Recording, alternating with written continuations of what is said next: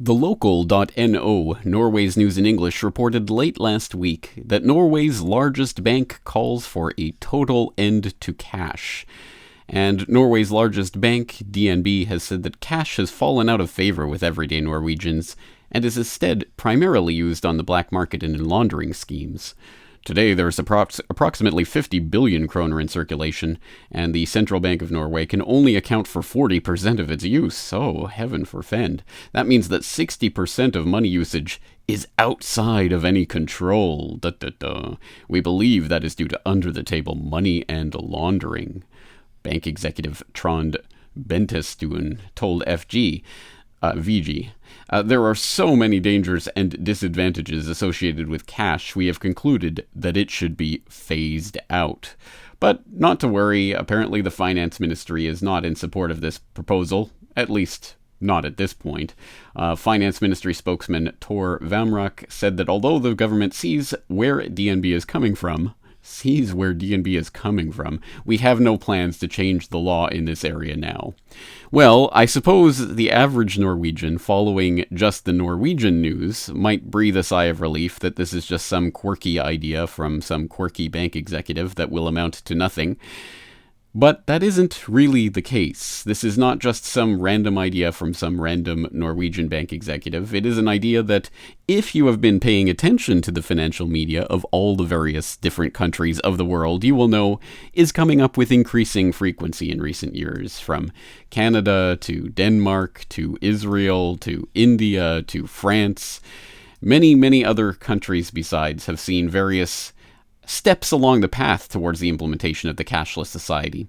Now, the war on cash, this attempt to get rid of cash, to phase out cash, to have a completely controlled economy where absolutely every transaction can be tracked, traced, and under the purview of the central bank and the banksters and the bankster-controlled government puppets, well, that agenda has been rolling out for some time, and we've talked about it on the Corbett Report, time and time again, through videos and interviews and articles and radio programs. We've noted it in pop culture, from mainstream propaganda on the MSM News to TV advertisements, even to children's games.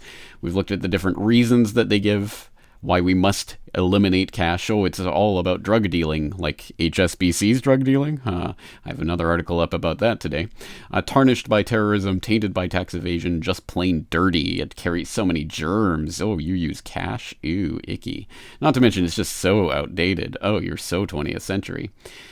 Well, unfortunately, as I say, each individual nation's constituency may be forgiven for believing that their own particular system is somehow unique, because unless you are really tracking every single time this comes up, you would not really be able to see the forest for the individual tree or two that's in your way. So, in an attempt to rectify that, I've created this new article, The War on Cash, a country-by-country guide, that's going to attempt to be something like a comprehensive guide to the various ways that the cashless society is being implemented in different countries. I've already got some sort of starter pieces up here: Canada, Denmark, France, India, Israel, Norway, Sweden, just noting some various stories from these different countries, and of course, as always, links to the source documents that I'm going from, talking about how this is being implemented in different countries. But I need your help, of course. This is too much of a task for myself to do all by myself, so I would wholly and highly encourage Corbett Report members to help me out with this open source investigation. If you do have any relevant links or information to include about your country or